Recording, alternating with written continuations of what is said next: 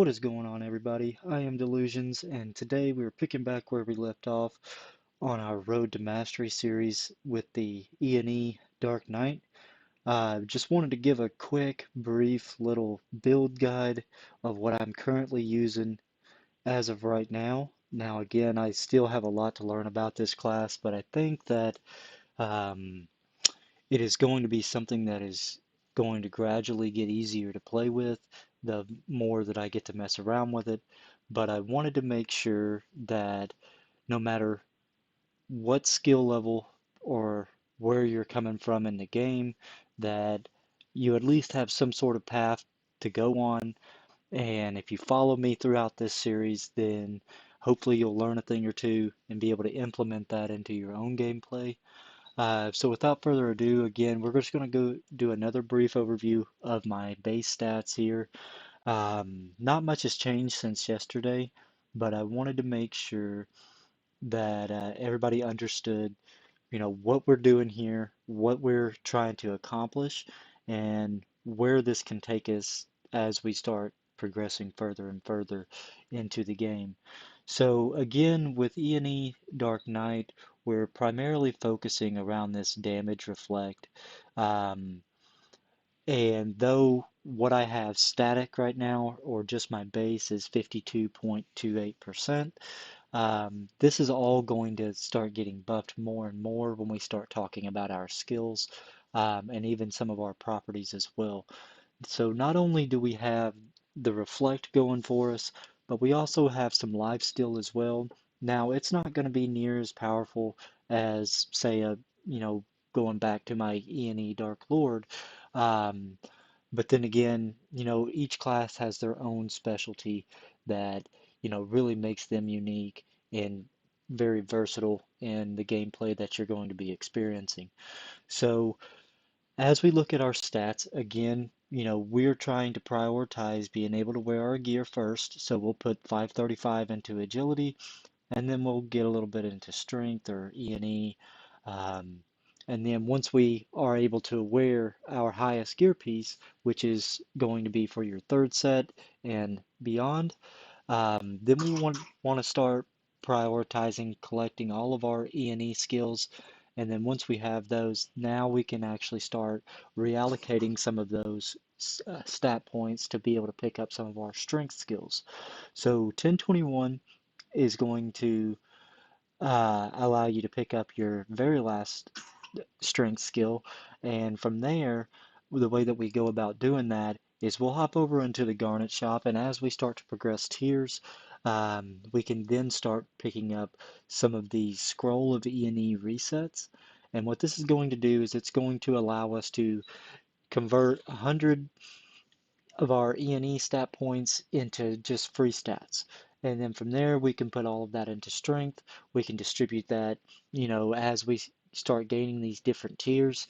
And then throughout the later levels, I haven't played around with it enough to know if going in mixing sets after your fifth or sixth set is going to be beneficial, but this is what I'm trying to learn as we progress through this series is how is it going to benefit us and what is the best route to take when we're trying to build a very strong PvP centered um, character. So again, we'll use the scroll of ENE resets and allocate those points over into strength. And then once we have that into your sixth set, you will start to notice that we can go into the reputation shop, come down to, I want to say it's etc. And we can pick up the skill upgrade cores. Now, these are going to be very important. We can only pick up 3 of them a month, but this is going to allow us to kind of max out some of those skills that are going to be very crucial to our build. As you can see, I've already purchased one here, just because I'm just fresh into um, my sixth tier or my sixth set. So we can hop over into our skills here and kind of give you a better understanding of what skills we need to prioritize when we're using these upgrade cores and how they're going to fit into our play style. So As you can see, my Earth's judgment is at 3 out of 5. I'd like to see that 5 out of 5, just to get that extra bleeding effect. The skill damage is, of course, very nice, but just to kind of add any kind of passive damage that we can is going to benefit us in the long run. Um, so being able to have an extra bleeding effect stacked on there will also turn around and benefit some of our skills as well. Lightning power, again, is another one that I would like to have maxed out, and that is something that I'm going to be working on. So when casting lightning power to targets with HP below 50%, your combo hit is immediately activated and then it resets that combo stack.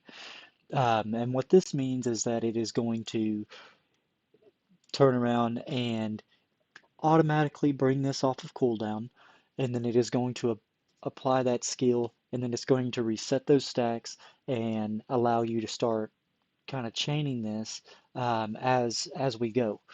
So again, this is going to be big just because of the amount of sheer damage that can be caused from this.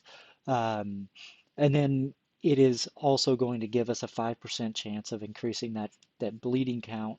Um, and then once you have this maxed out, which this should be one that you should prioritize is to get there on your first, rotation of getting your skills allocated, um, is that it's going to convert 10% of that damage that you're going to be receiving, and it's going to convert that to HP.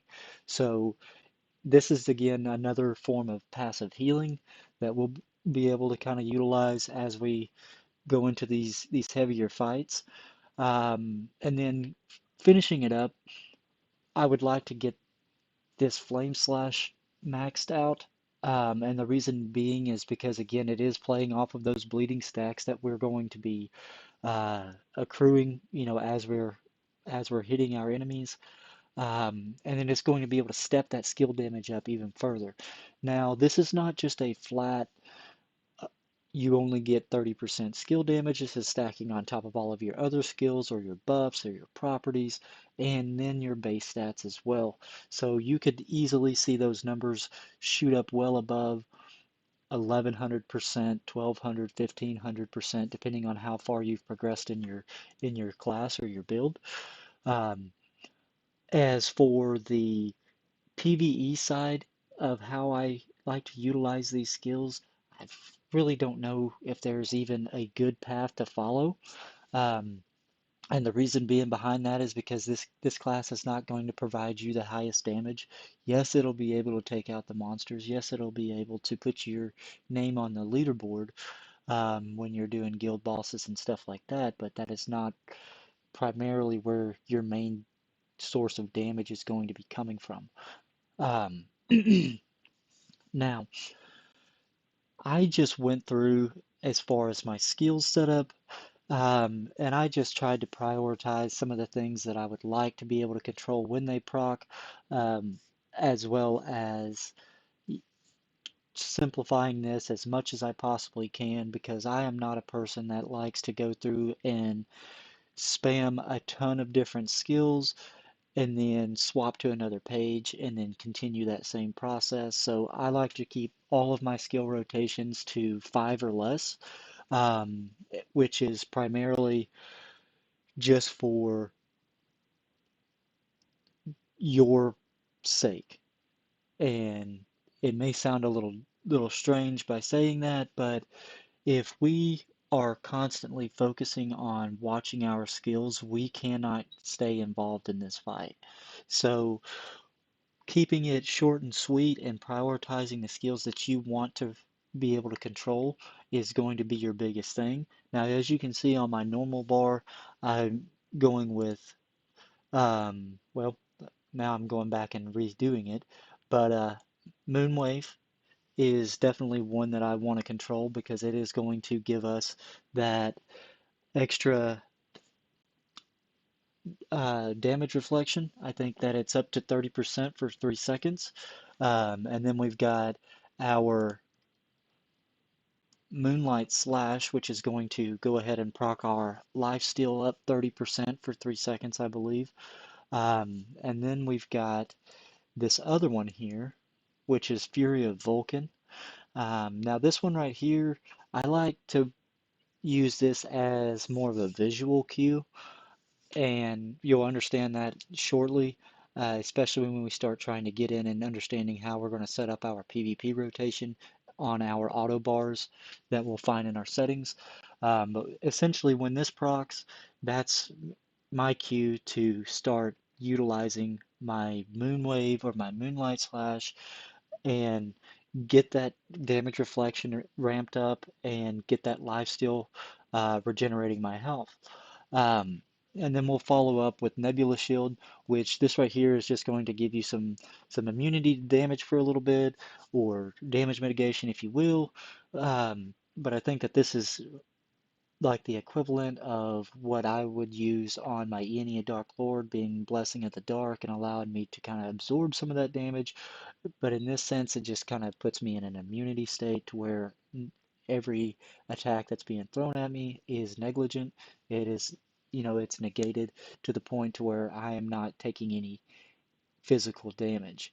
When we switch over to our battle mode, little different, but at the same time, it's still the same. Um, Again, we're still prioritizing just a four skill rotation, but we'll play this a little bit different in this sense. So again, we're still looking for those visual cues from our Fury of the Vulcan, or in this case, I will use this Whirlwind Slash, I believe is what it's called. Um, yeah, Whirlwind Slash. I'll wait for this to proc. Now it will go ahead and auto proc during a fight sometimes, and then I use that as an identifier to go ahead and again proc my Moonlight Slash and my Moonwave, just to kind of ramp those damage numbers up and to kind of keep me in the fight longer. Now you'll notice how I have charge on here. So when I am going into a fight, um, and again, I'm still playing around with this, is I want to be able to kind of burst in once I get into the arena. So what'll happen is I will start the arena, I'll wait for the gate to open, and as the gate is open, I am not turning on um, my auto at all. And then I will be clicking on the center of the arena to kind of get me in place or get me moving into the right place. While it's moving to the center of the arena, I will then kick on my auto and then I will start hitting charge. And what this is going to do is it's going to allow the character to kind of lunge into the player. Sometimes it offsets them a little bit. And as we can see up here, um, it is going to taunt that opponent. So it kind of keeps their attention locked in on you, allowing them to start damaging you again, triggering that reflect, and kind of chipping them down a little bit on their health. And as long as our storm power is maxed out and it's proccing as it should, we're going to be able to extend that duration, and then of course, we're going to be able to apply 30% more damage to taunted targets. So again, this is something that is going to help benefit us. And a lot of folks ask, well, why don't you have any of your defensive skills on your main bar? And it's quite simply is because I've got it set up in the background to where as soon as I click on auto, it is already popping my Nebula Shield. It is going through and it is putting Fury of the Vulcan in queue. Um, and it's going to keep all of these in a loop. And as they come off of cooldown, they're being utilized. And I've got to say that, coming from an ENE Dark Lord, this class has a very low cooldown, so it's not uncommon to be able to utilize a lot of these different skills multiple times during a single arena fight. And as we start going over into our properties and kind of looking at this, um, again, always focusing on that defense tree first, because it doesn't matter how strong you are, if you cannot survive being in that fight, then you will never do the damage that you need to do to be able to secure that victory. Some of the big ones that you'll find in here, and some of the things that I've noticed, during my gameplay, is that we no longer have to take this defensive special property. Um, Now, granted, it is nice, and I wish that I could take both of them, but I feel like having the one on attack is going to benefit us a little bit more in the long run. Um, but having that 25% lifesteal effect for reflection damage, would definitely help us out quite a bit. Again, this is something that I'm still playing around with, so you could see this change, in later little levels to come. But as we're going through and looking at some of these, so absolute range. So right after casting Sword of Brilliance, your damage decreases by 90% and 25% chance of activating Sword of Brilliance one additional time. So what makes this so big is if we look back at our Sword of Brilliance skill, so it is going to continuously provide skill damage every second to the opponent that is attacking us. And not only is it going to do that, it is going to be extending itself for a duration of the time. And it is going to cut that opponent's HP recovery speed in half or by 50%, depending on, how high it is that they have it set already. But essentially, what you could turn around and end up doing is if we look at this, we've got 3 seconds, 4, 5, 6, 7. Um, we've got 7 seconds of Sword of Brilliance and getting that continuous skill damage being applied to the opponent. It's really big. It's almost like a passive dot, kind of, in a sense, um, but it doesn't necessarily have that visual display that something is happening, kind of what you would get out of an AGI Dark Wizard. But again, let's go ahead and pop back over into our properties and continue on with this tree. There's still a lot that you can pick up going through um, the defensive tree. And what I've come to find is, in later tiers, picking up the wing masteries is going to, one, give you, of course, much higher health, but it's also, again, going to allow you to stay in that fight a little bit longer, as your HP recovery is usually based off of your HP, and how much it recovers, versus a percentage. Um, it only gets better the more that you have. But at the same time, we've got a lot of stuff going as well. So like when casting Godly Protection, 95% chance to become immune to CC for 2 seconds, which is insane. 2 seconds without getting a stun, it can really turn the tides in a fight. Um, and then Wish for Restoration effect is plus 55%. So when we are looking for our Wish for Restoration, let's see where it is. Right here. So when your HP is lower than 20%, you recover 20% of your HP per second.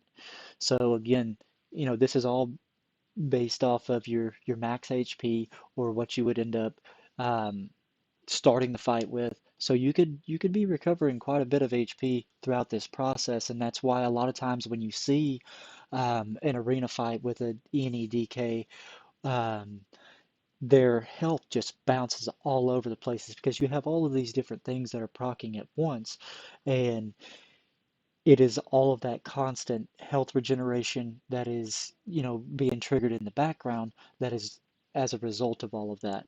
And as we start going down through here and looking at this bottom property here, so when attacked by a killing blow, Abyss Barrier is activated. Immunity is gained for all received damage within 1.9 seconds and converts 30% of this damage to HP. So not only are you gaining a little bit extra immunity, but you're also, again, converting that damage that you're receiving back into HP, so it negates, what's coming into you, and then it is in turn healing you up. Now, From there, we will turn around and we will focus on the attack tree. Again, this is one of the things that as you're starting to progress, you want to prioritize going on the right side first, completing that right side in the middle, and then swapping over to the left side, so that we're really kind of taking advantage of all that added damage that we're going to be receiving, because as we all know, the left side typically provides, more for our little element guy, which is going to be a lightning element that is going to follow us around on this playthrough.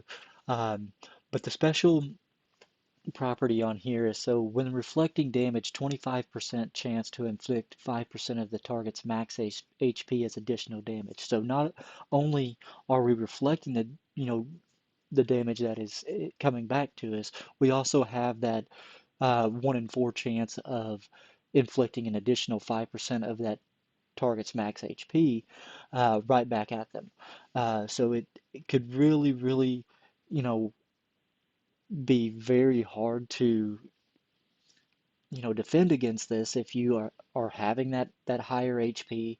But at the same time, it's very rewarding when you're able to pull off these big victories against higher opponents.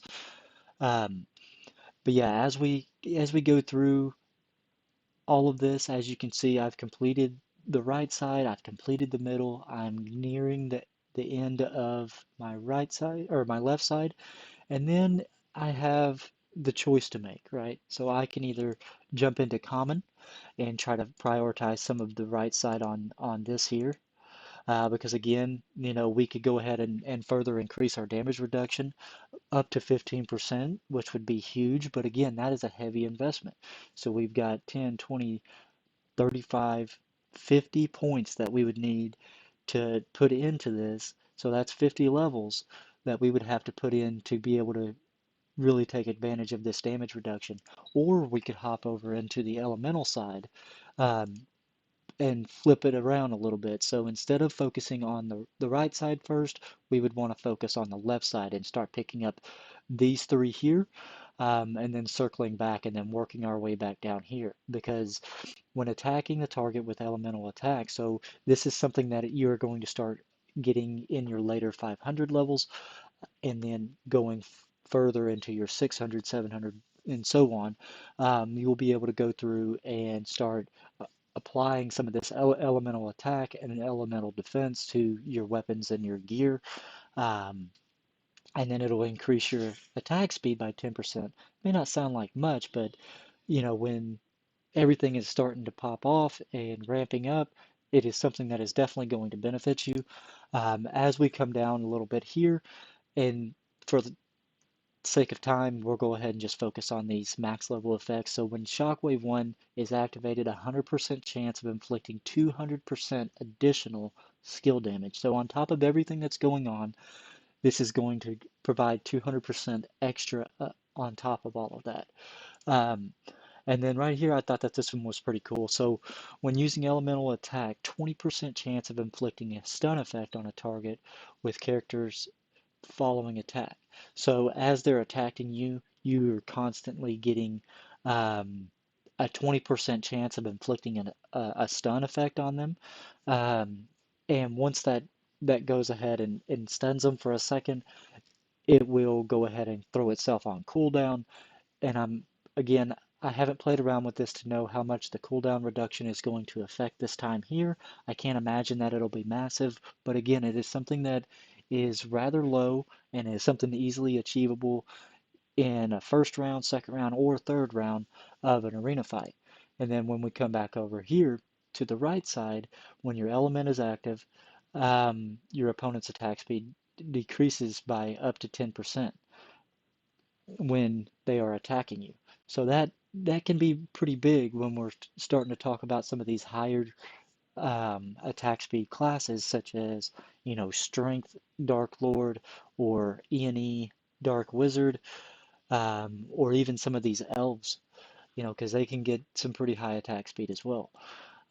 This is again one that I really like. So when God's Blessing is activated, you get up to a 50% chance of your damage reduction increasing by 10%. Again, it starts off small.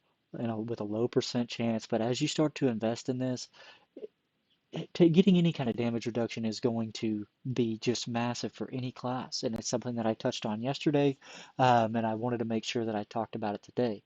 Now, as we have our skills set up for our auto, this is what I have found to work out best. And as you can see, there's not much of a differentiation between normal mode and battle mode. But that is just primarily because I just started throwing random stuff off into the normal mode and messing around with it because I knew it wasn't really going to affect a whole lot. But I at least wanted to try to play around with it. But going into the battle mode, this is the most optimal way that I have found so far. Again, if you have any information as to what I could do a little bit different, please let me know. I know that this video has already been quite a bit to sit through, and I appreciate all of those that have really stuck with me through this, but I wanted to try to give it as good of an explanation and understanding of what I'm doing here so that we can all learn together, right? So this right here is what it's looking like for my battle mode. And other than that, I believe that concludes everything other than my constellation setup. And then once we look into our constellation, again, you can see that, we're prioritizing picking up that extra attack, picking up that extra defense, picking up that maximum HP and attack speed, uh, on top of being able to secure, 30% of our damage reflection. Um, of course, anything extra is just an added benefit. We're trying to pick up some crit damage negation, or some excellent damage negation, or some just resist rate and a defense ignore. But with that, I thank you all for tuning in. I am Delusions, and I am out.